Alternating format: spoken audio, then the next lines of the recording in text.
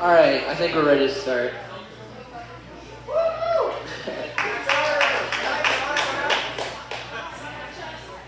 All right, so I kind of wanted to just start out with a prayer. Um, so if you just bow your heads and pray with me. God, I just pray that you let these students know that they're here for a reason, that you wanted them here.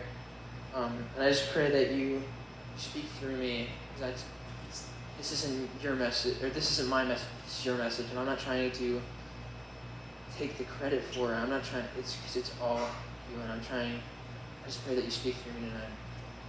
And students need to hear this, let them hear it. Open their hearts, open their ears. If they need it, let them know. Your name, amen.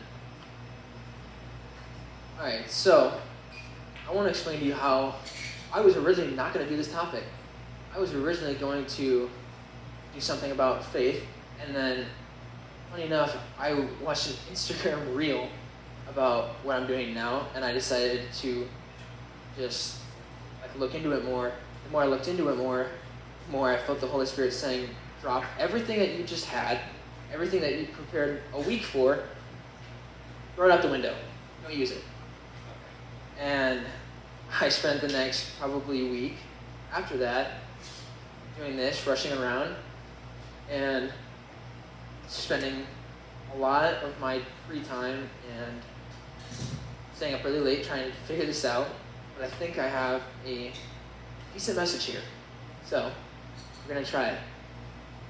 So we all know that Jesus would use rejects when it came to just picking disciples. And he came to save us all from our sins, and he chose people to change the world. The 12 apostles just completely changed the world. He did the completely opposite of what people expected the Messiah to do. Because people expected the Messiah to be like a war general, someone who was going to basically smite down Rome, completely destroy it, take down the emperor, and so that he was going to rule. The Messiah was going to live a very long time and rule over the Jewish people. Obviously, we know that didn't happen. Obviously, we know that Jesus died when he was 33. And it's not what anyone expected. And the goal of this message, what I'm hoping you guys get out of this, is to help you understand that you have a place and a responsibility here, right now, on this earth, to change the world and change how the kingdom is seen here on earth, the kingdom work here on earth, right now, regardless of your age. And Jesus called the most random people to be his disciples, from a tax collector. These Jewish people hated tax collectors. And he made Matthew one of the most, this thing's really annoying me, okay. One of the most hated people in this time, probably in this town, was Matthew. And he said, Matthew, drop everything that you have, follow me. He took 4 fishermen, said, drop your nets, follow me, I'll make you fishers of men. He took a zealot. So if anyone of you don't know, a zealot's basically a religious assassin, basically. They would kill people who they thought, oh, they don't believe in Jesus, let's kill them. Basically, that's what it was. It's dark, but that's what it was. And Jesus said, no, you're supposed to love people and love everyone, even your enemies. He picked Simon the Zealot. I wanted to take you into Jewish culture when it came to discipleship and show you something maybe you didn't realize that about the disciples when it came to the Gospels. I'm going to start in 1 Timothy 4:12. It says, don't let anyone look down on you because you are young, but set an example for the believers in speech, in conduct, in love, in faith, and in purity. It says don't look down on people because you're too young, or don't let people look down on you because you're too young. Because people you have so much to talk about. You have a different perspective to talk about than any other person here on this earth. Just you alone. Even if people your age, you have a completely different perspective.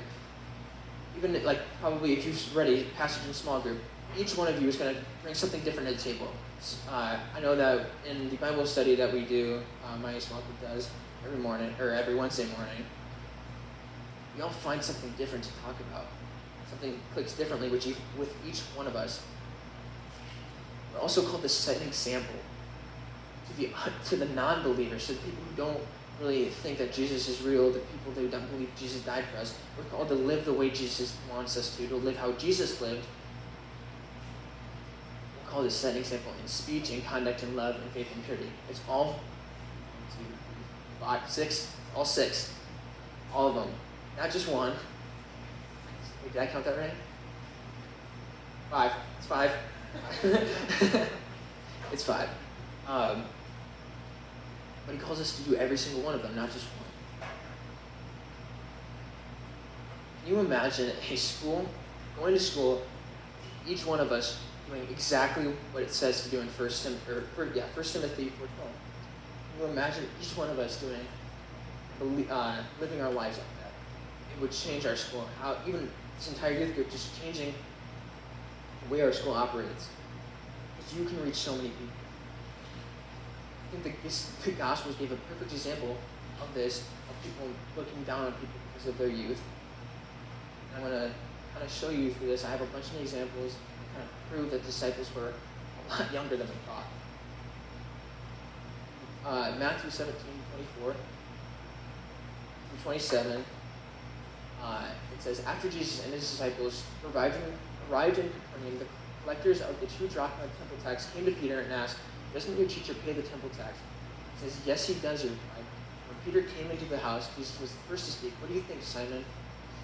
He asked, from whom do the kings of the earth collect duty and taxes? From their own children, or from others? From others, Peter answered.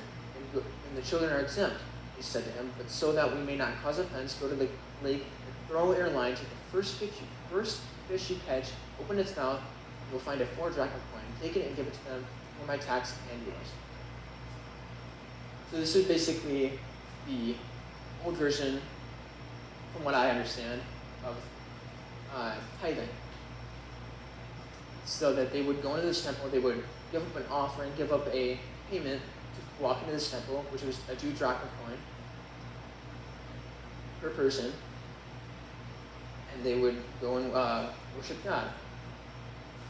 I want to point you out, the first verse, it says Jesus and his disciples. So they all 12 of them came to Capernaum, came to the temple together, all 12 of them. The rabbi, the religious leader, only asked Peter, is your teacher pay this tax? And Jesus doesn't say, he sends Peter, doesn't say, well, for everyone's tax, for everyone, all 12 of the disciples, all of their tax, no, just give it from you and me. I think disciples were with them. Disciples were with them in Capernaum at the temple, and I don't think they were excluded from this temple. I think they were at that, and they went into the temple, but I don't think they had to pay a temple tax, because if you see in the verse 27, he only got enough for Peter and Jesus. And I think that to prove what this actually means, we have to go 1,500 years back in the past in the book of Exodus. In Exodus 30, 11 through 14, says, then the Lord said to Moses, when you take a census of the Israelites to count them, each one must pay the Lord a ransom for his life at the time he is counted, and no plague will come on them.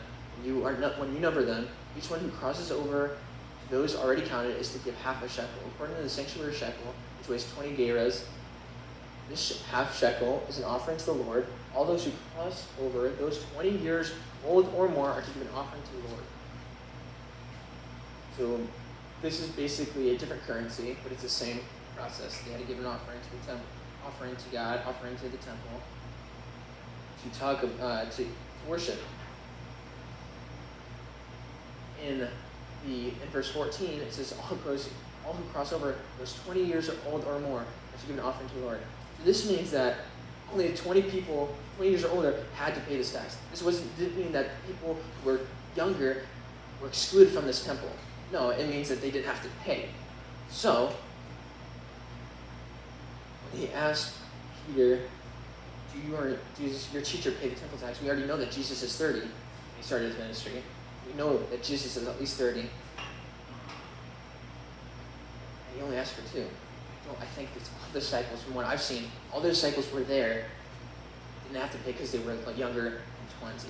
They were our age. They were all of us. They were our age, just like us. And when I found this, I knew that this could change how I view the Gospels. The entire book, all 4 books, in a major way. So I went back.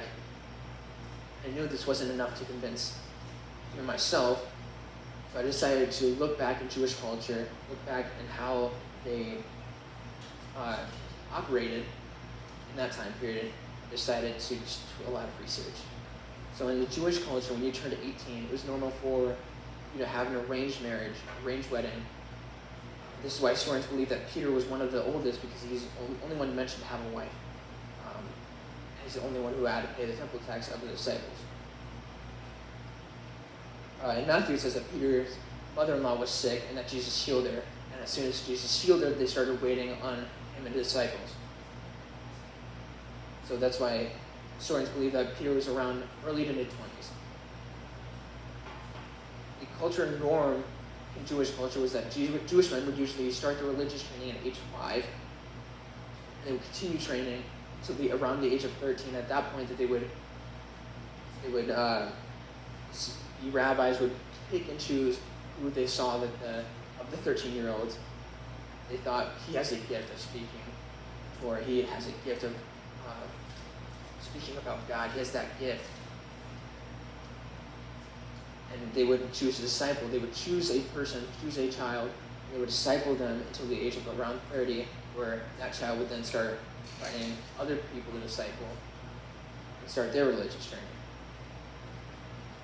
If you didn't feel like it was your calling to teach, or a rabbi didn't take you in, you would go back to your family. You would learn their craft. You would learn your father's craft, and you would most likely work with your father if you were a son. You would, your daughter, you would go back. You would usually, when you religious training, you would always spend time with the mother in the house. I would like to challenge you guys to stick with me through a bunch of examples and open your mind up to the possibilities that the 12 disciples, or at least 11, were nearly as young as you and I, and they were probably even younger. The first example is when Jesus called James, John, Peter, and Andrew, the 4 fishermen. They were fishing together and casting nets. They were working with their father, like it was common to do when they were didn't have that gift. And all of a sudden, a rabbi, Jesus, tells them to follow him. It was considered a great honor to be selected by a rabbi and to get taught by a rabbi, and to be called by Jesus, because they've heard about Jesus at this point. They've heard that this man is doing miracles. This man is causing fish to just walk or swim in a net.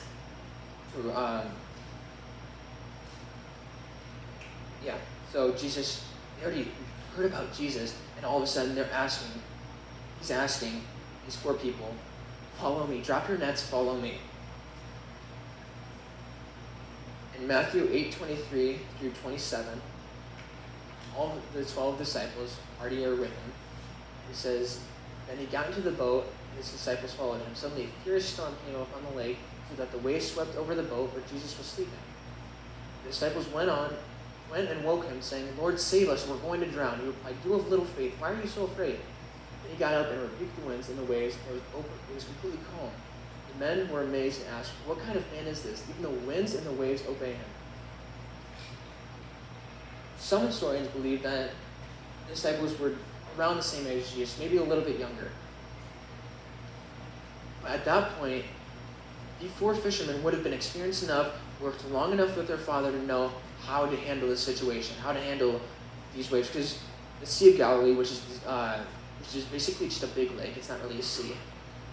It's in a geographical location where very, very unique, where all the winds would just get in perfect alignment with the mountains, and they would cause great storms, great waves. And these fishermen were used to it. They knew how to handle this. But that wouldn't make sense if the disciples were nearly 20 or late 20s, Because they would have known how to handle the situation. They would have known how to just stop, take a second, and handle it. No, they go so far to the point of saying, we're going to drown, we're going to die. Wake Jesus up. And Jesus says, you have little faith, why are you so afraid? So nonchalant about it. And saying, calm down. And the disciples are just very, very confused and in awe of what Jesus just did. So I challenge you guys to think, if they are younger, it would have been only around, they would have only just had a couple of years to learn how to do this from their father, and they would have not known how to do this. They wouldn't have known how to really handle the situation. So that's why they went to Jesus, who was the older person, who they saw as a father figure, who they saw as a mentor.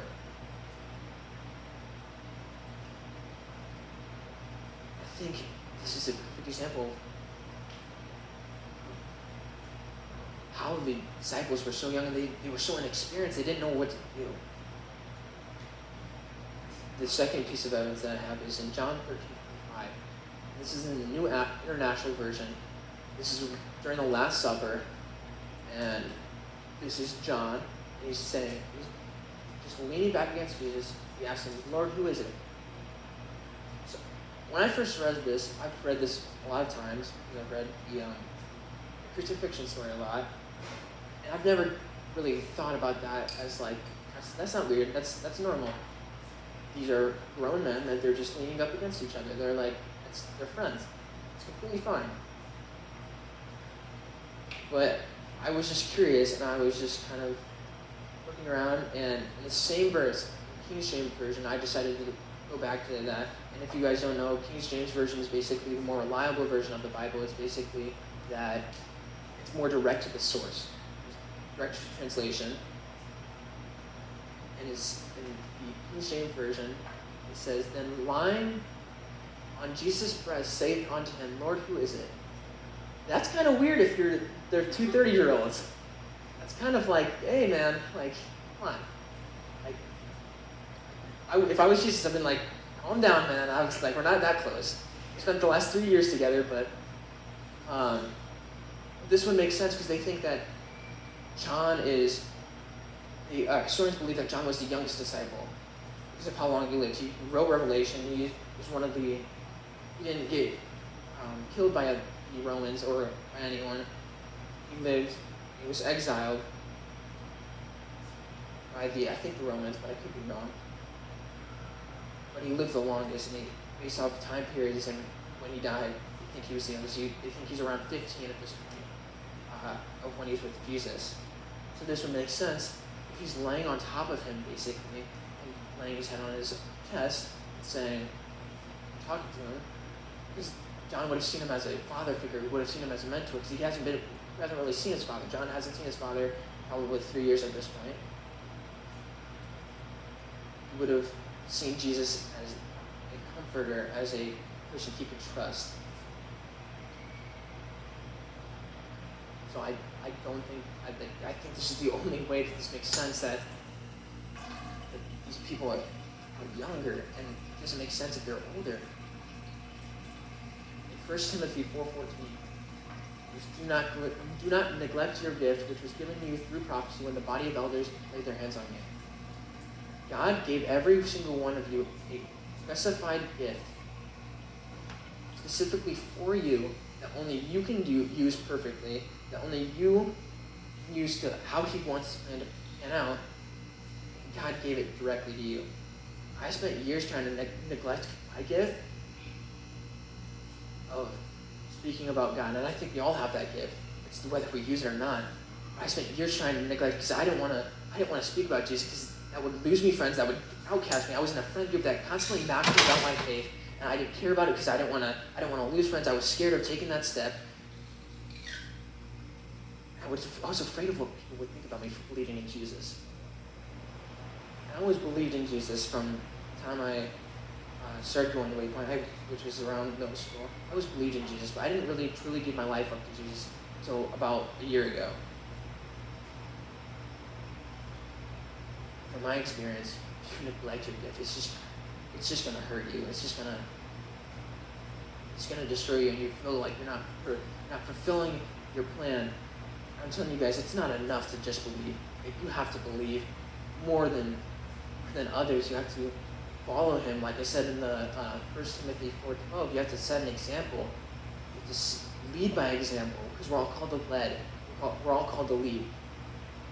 It's not enough to believe, because even the demons believed that Jesus was real.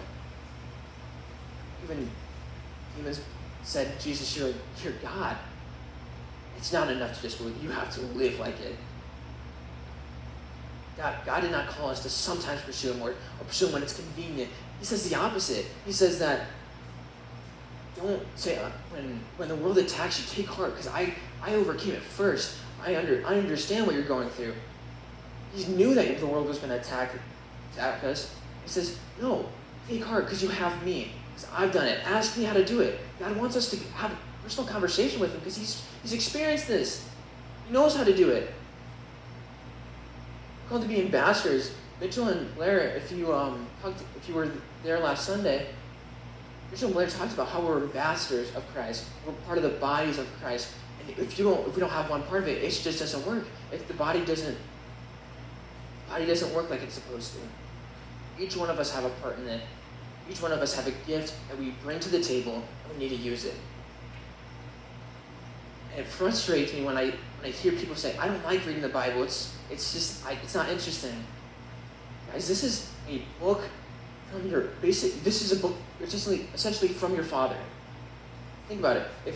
At least for me, if let's say my father dies, God forbid, I don't want that to happen, obviously. But if my father died, and he gave me 100 books to just read through, I would read them every single day. Not because I like the book. Obviously not, because he's dead. I wouldn't like that. But I would do it to hear his voice. To hear his voice again, because he's not there anymore. This is essentially what the Bible is. The Bible is something, it's one-on-one time with your Father. Because Jesus isn't here anymore. His Spirit is.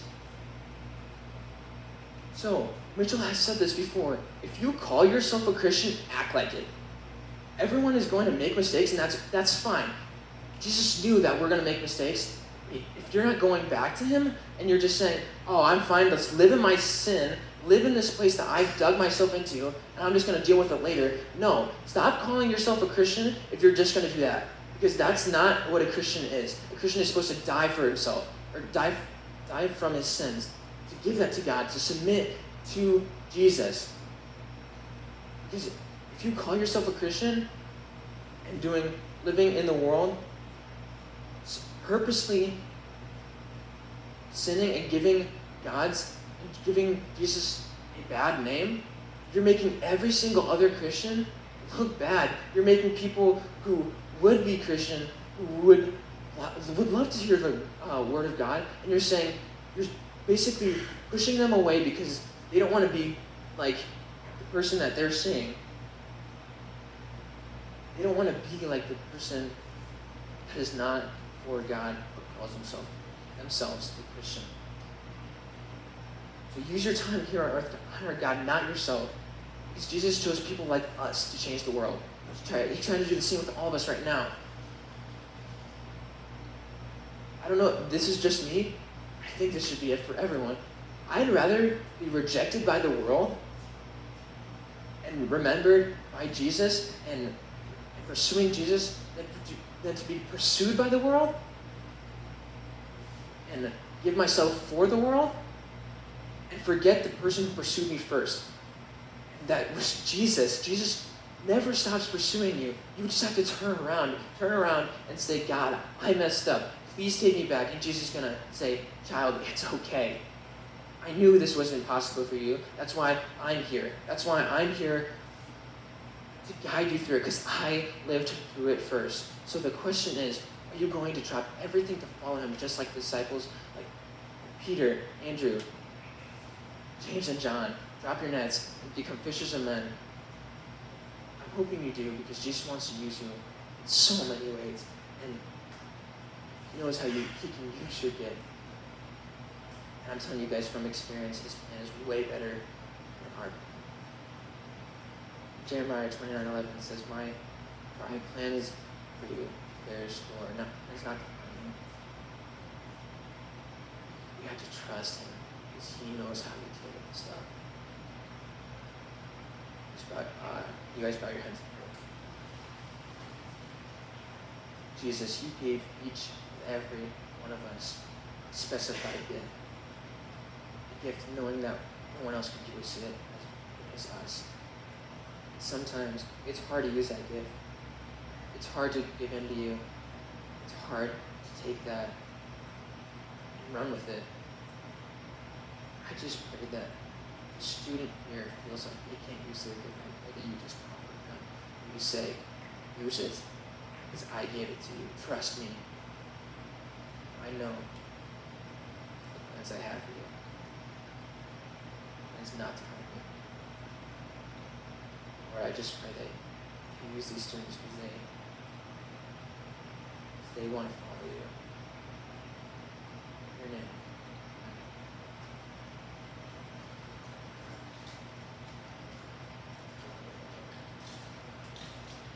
Oh, yeah, there we go.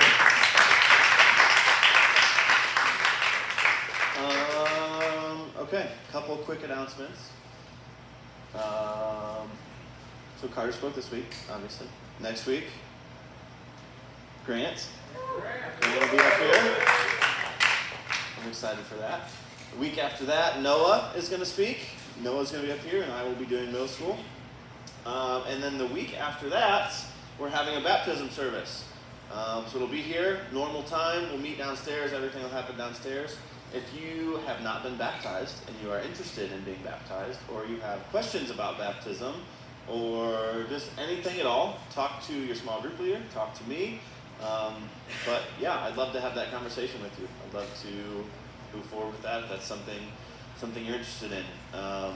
Just a quick, I guess, plug on what we think baptism is. We believe baptism is not necessary for salvation. We don't think that if you died and haven't been baptized, you're not going to heaven. Like, it's not necessary to get into heaven. But we do believe that all Christians are called to be baptized. It's something Jesus did, and then he called us to follow suit. And it's a way for us to publicly declare that I'm in this life for Jesus. I'm going to follow Jesus with everything I have and everything that I do. And I'm giving all of you permission to hold me accountable to that. That's what we think baptism is. And then this whole service that we do is meant to be something to look back on for you as a mile marker in your life, as something you can look back on in pictures or just in memory, just as I did make this decision. This was a really cool experience. This was something that meant a lot. It's something I can hold on to for the rest of my life. So if you've been baptized before, remember that. Just remember your experience as baptized, or as you were baptized. Where it would get different is if you were like baptized as an infant. We can have that conversation. We've re-baptized people who were baptized as an infant, just because now it's your decision and you're making that call and you're deciding you want to live that life. But yeah, that's what we believe baptism is. If you have questions, come talk to me, talk to your leader. I'd love to have those conversations. But we'd also love to have a ton of you get baptized if you haven't been. So think about it, pray about it, talk to your friends about it if you haven't, and I hope you consider it. But that's all I've got. So as you go off to small groups, if you could please stack the chairs along the front here and move the tables, the round tables, out into the middle, I would greatly appreciate it. And so would all the old ladies that meet for Bible study tomorrow morning. And that's all I've got. Love you. Have a good night.